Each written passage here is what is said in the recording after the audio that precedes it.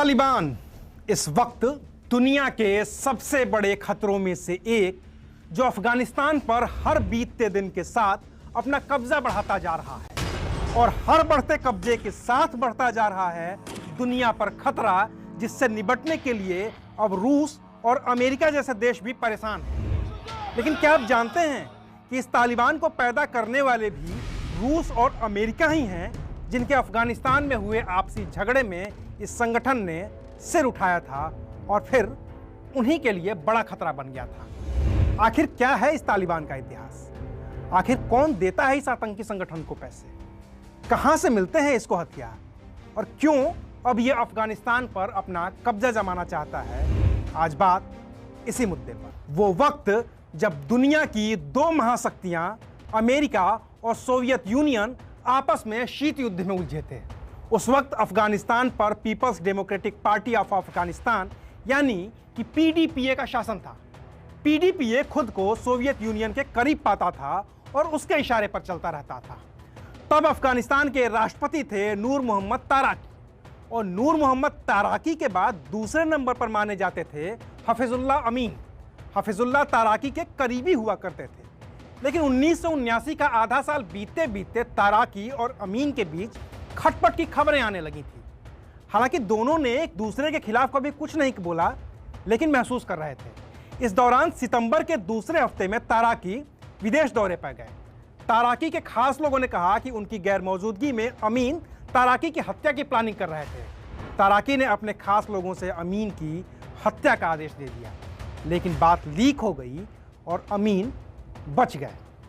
इस बीच 11 सितंबर 1979 को ताराकी मॉस्को से काबुल लौटे।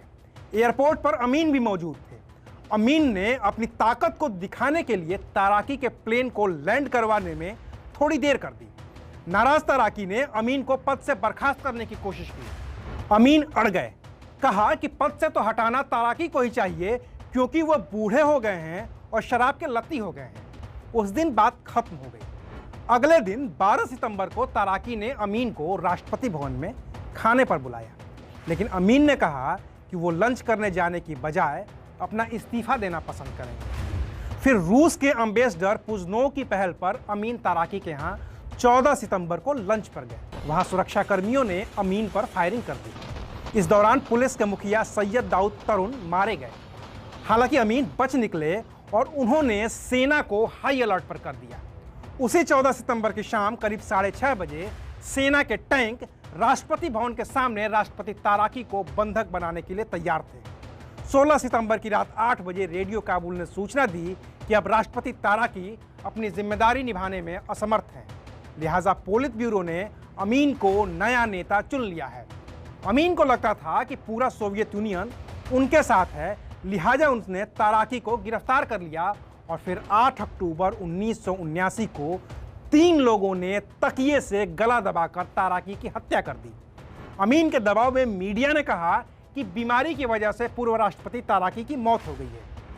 लेकिन इस पूरे प्रकरण से यूएसएसआर के मुखिया लियोनिड ब्रेजनेव गुस्सा हो गए। उन्हें इस दौरान ये सूचना मिली कि हफीजुल्लाह अमीन अमेरिका के पाले में जाने को तैयार बैठे हैं।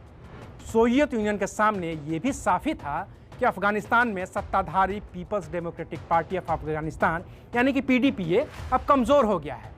ऐसे में ताराकी की हत्या के करीब 3 महीने बाद 24 दिसंबर 1979 को सोवियत यूनियन की 40 आर्मी बटालियन को बॉर्डर पार करके अफगानिस्तान में दाखिल होने का आदेश दे दिया गया। सोवियत सेनाएं अफगानिस्तान पहुंची और फिर हुआ ऑपरेशन स्टॉर्म 333। इस ऑपरेशन के तहत सोवियत सेनाओं ने हफीजुल्लाह अमीन की हत्या कर दी। इस दौरान करीब 300 से ज्यादा अफगान सैनिक मारे गए और 1700 से ज्यादा सैनिकों ने सोवियत सेनाओं के सामने आत्मसमर्पण कर दिया। सोवियत सेनाओं ने बाबराक कमाल को अफगानिस्तान का नया राष्ट्रपति बना दिया। शीत युद्ध के दूसरे छोर पर काबिज अमेरिका ने इसे सोवियत यूनियन के खिलाफ मौके के तौर पर लिया। अमेरिका के साथ पाकिस्तान, सऊदी अरब और चीन जैसे देश भी आ गए, जिन्होंने उन अफगानी लड़ाकों से हाथ मिला लिया जो सोवियत यूनियन की सेनाओं के खिलाफ लड़ रहे थे, अफगानिस्तान में उनका सामना कर रहे थे। इस लड़ाई में अमेरिका और उसके सहयोगियों ने उन मुजाहिदीन और अरब अफगानियों का साथ दिया जो सोवियत यूनियन की सेनाओं के खिलाफ लड़ रहे थे। इनमें से एक बड़ा नाम ओसामा बिन लादेन का भी था, जिसकी अमेरिका सिर्फ इसलिए मदद कर रहा था क्योंकि वो अफगानिस्तान में सोवियत यूनियन की सेनाओं के खिलाफ लड़ रहा था। और इन्हीं मुजाहिदीनों में एक और ग्रुप था जो सोवियत सेनाओं से लड़ाई ले रहा था। इस ग्रुप का नाम था तालिबान। जनवरी 1980 में 34 इस्लामिक देशों के विदेश मंत्रियों ने सामूहिक तौर पर मांग की कि सोवियत यूनियन की सेनाओं को अफगानिस्तान से बाहर जाना होगा। और आपको पता है कि उस वक्त भारत किसके साथ खड़ा था? भारत तब सोवियत यूनियन के साथ खड़ा था और अफगानिस्तान में सोवियत यूनियन के दाखिल होने को सही ठहरा रहा था। लेकिन अमेरिका, चीन, पाकिस्तान और दूसरे देशों ने हथियारों के साथ ही पैसे से भी मुजाहिदीनों और अरब अफगानियों की मदद करनी शुरू कर दी। अमेरिकी एजेंसी CIA ने पाकिस्तान की ISI से हाथ तक मिला लिया और नतीजा ये हुआ कि मुजाहिदीन अफगानिस्तान में मजबूत होते गए, पैसे से भी, हथियार से भी। सोवियत यूनियन का इरादा था कि वो 6 महीने 1 साल के अंदर अफगानिस्तान में हालात काबू में कर लेगा और फिर चला जाएगा। लेकिन ऐसा नहीं हुआ। सोवियत सेनाएं करीब 9 साल तक अफगानिस्तान में फंसी रहीं। इस बीच जब सोवियत में सत्ता बदली और मिखाइल गोर्बाचोव का शासन आया तो उन्होंने कहा कि वो धीरे धीरे करके अफगानिस्तान से अपनी सेनाओं को वापस बुला लेंगे। सबसे पहले गोर्बाचोव ने अफगानिस्तान में कारमाल को सत्ता से हटाया और अफगानिस्तान के नए राष्ट्रपति बने मोहम्मद नजीबुल्लाह। तारीख थी 30 सितंबर 1987। दोनों ही देशों में सत्ता बदल चुकी थी और अब बारी थी शांति बहाली की कोशिश। लड़ाई में 5 लाख से ज्यादा लोग मारे जा चुके थे और 60 लाख से ज्यादा लोग अपने घर बार छोड़कर पाकिस्तान और ईरान की तरफ कूच कर चुके थे। लिहाजा संयुक्त राष्ट्र संघ ने मामले में दखल दिया। अमेरिका ने कहा कि अगर सोवियत यूनियन अफगानिस्तान में अपनी फौजें हटा लेगा तो अमेरिका पाकिस्तान के जरिए अफगानिस्तान के मुजाहिदीनों की मदद नहीं करेगा। दोनों देशों ने इस बात पर राजी होने के लिए करीब 3 साल का वक्त लिया। फाइनली 14 अप्रैल 1988 को संयुक्त राष्ट्र संघ के मुख्यालय जेनेवा में अफगानिस्तान और पाकिस्तान के बीच एक समझौता हुआ, जिसमें अमेरिका और रूस के भी प्रतिनिधि मौजूद थे। रूस ने अपनी सेना को वापस बुलाने की शुरुआत कर दी तो अमेरिका ने भी मदद रोकने की बात कर दी। सोवियत यूनियन को अफगानिस्तान से बाहर निकलने में करीब 1 साल का वक्त लग गया, लेकिन अफगानिस्तान में शांत बहाल नहीं हुई। अफगानिस्तान के राष्ट्रपति मोहम्मद नजीबुल्लाह ने खुद को और अपनी सरकार को कम्युनिज्म से ज़्यादा इस्लाम के करीब दिखाने की कोशिश की, लेकिन मुजाहिदीनों और मोहम्मद नजीबुल्लाह सरकार के बीच संघर्ष चलता ही रहा। सोवियत सेनाएं फरवरी 1989 तक अफगानिस्तान के बाहर चली गईं और तब मार्च में मुजाहिदीनों के समूह ने अफगानिस्तान में हमले की कई कोशिशें की जो नाकाम हो गई। वो लगातार लड़ते रहे थे, लेकिन अब उनके पास कोई काम नहीं था। इस बीच दिसंबर 1991 में सोवियत संघ रूस के टुकड़े हो चुके थे। अब वो USSR नहीं बल्कि सिर्फ रूस था। वो कमज़ोर पड़ चुका था। जब वो खुद की मदद नहीं कर सकता था तो अफगानिस्तान की कहाँ से ही कर पाता। लिहाजा अफगानिस्तान में राष्ट्रपति मोहम्मद नजीबुल्लाह अलग थलग पड़ गए। उन्हें रूस से मिलने वाली हर तरह की मदद भी बंद हो गई। अफगानिस्तान की सरकार और सेना को रूस की आदत पड़ी हुई थी। जब मदद बंद हो गई तो सेना और सरकार दोनों ही कमज़ोर पड़ गए। अफगानिस्तानी एयरफोर्स के पास तो फाइटर प्लेन में भरने के लिए तेल भी नहीं बचा। वहीं जेनेवा समझौते के बाद भी पाकिस्तान अफगानिस्तानी मुजाहिदीनों की मदद लगातार करता रहा। नतीजा ये हुआ कि अफगानिस्तान के बड़े बड़े शहर मुजाहिदीनों के कब्जे में आ गए और फिर 18 मार्च 1992 को नजीबुल्लाह ने अपने इस्तीफे की पेशकश कर दी। अफगानिस्तान में संयुक्त राष्ट्र संघ की देखरेख में अंतरिम सरकार के गठन की बात शुरू हो गई। नजीबुल्लाह संयुक्त राष्ट्र संघ की 7 लोगों की काउंसिल को अफगानी सत्ता को सौंपने के लिए राजी हो गए। अभी ये होता उससे पहले ही मुजाहिदीनों ने काबुल पर कब्जा कर लिया और नजीबुल्लाह को इस्तीफा देना पड़ गया।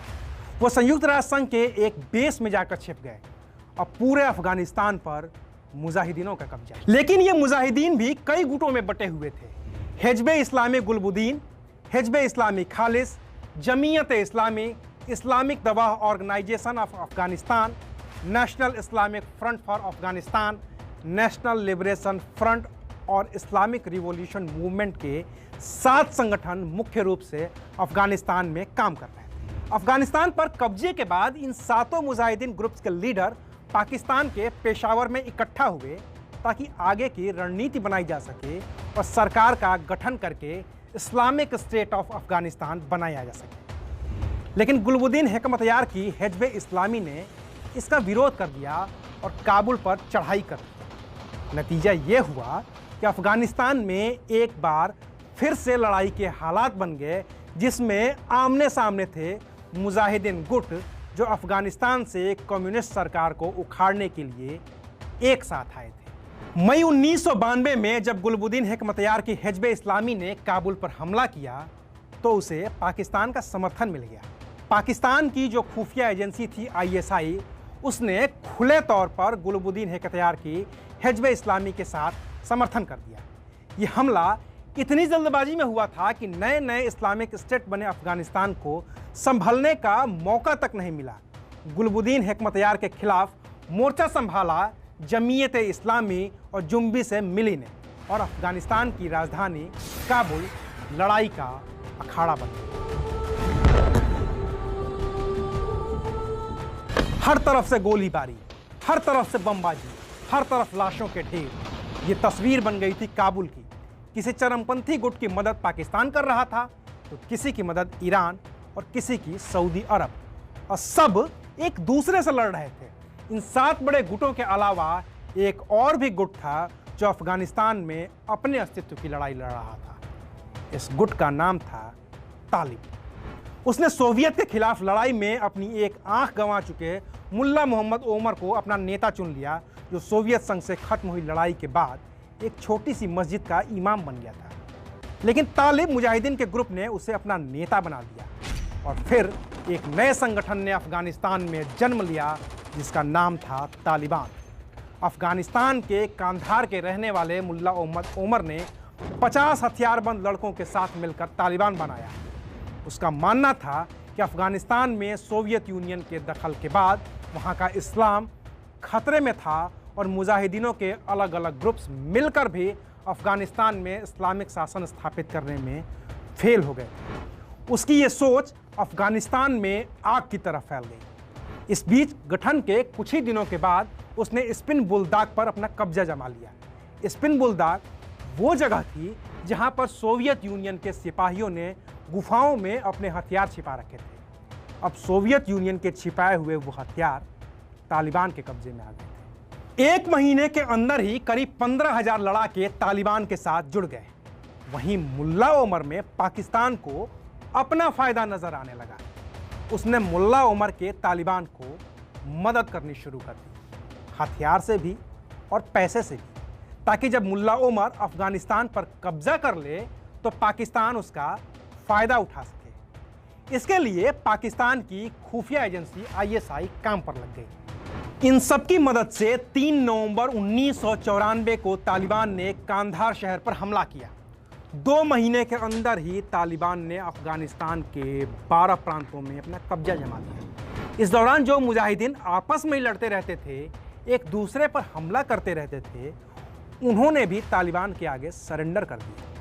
1995 के शुरुआत में ही अपनी सफलता से उत्साहित तालिबान ने काबुल पर बमबारी शुरू कर दी। इस्लामिक स्टेट ऑफ अफगानिस्तान के सैनिक मुखिया रहे अहमद शाह मसूद की सेनाओं ने तालिबान को मात दे दी और काबुल से खदेड़ दिया।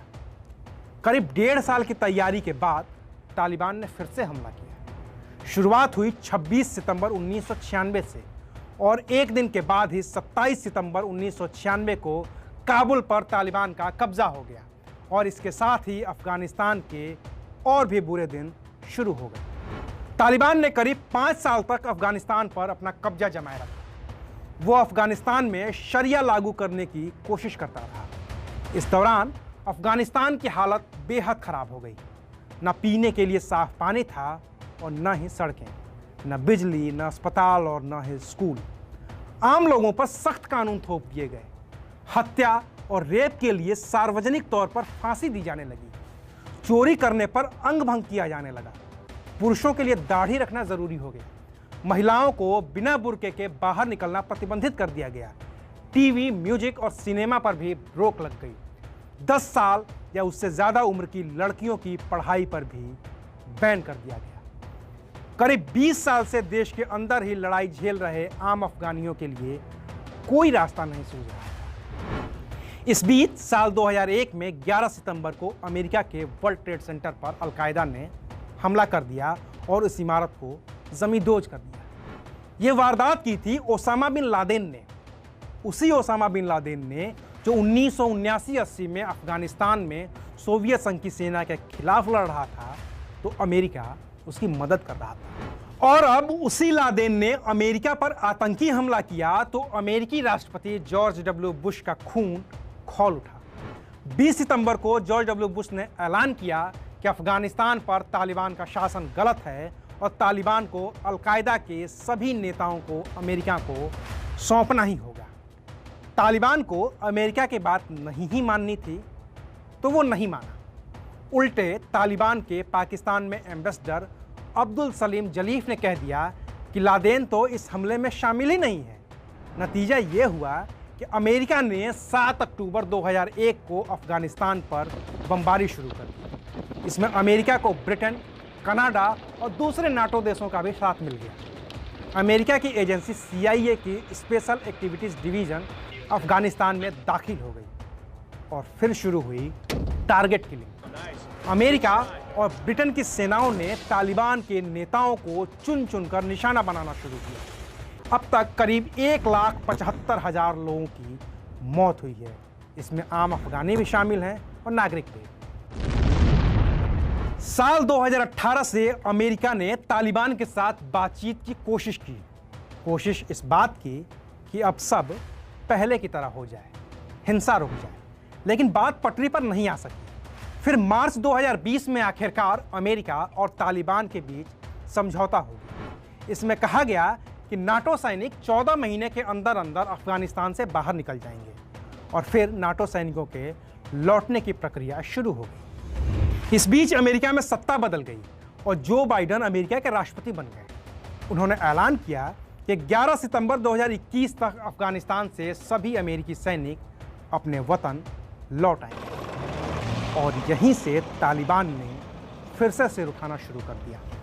नाटो सैनिकों के दबाव में जो संगठन थोड़ा कमज़ोर होता दिख रहा था, उन नाटो सैनिकों के अफगानिस्तान से बाहर निकलने के साथ ही बेहद मजबूती के साथ सिर उठाने लगा है।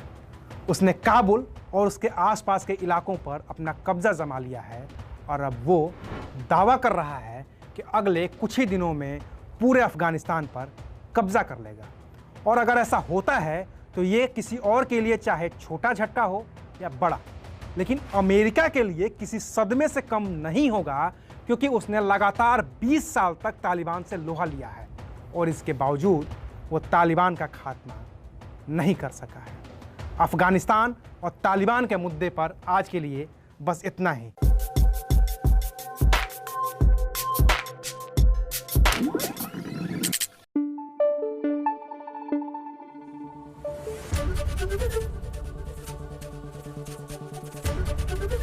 ABP न्यूज आपको रखे आगे।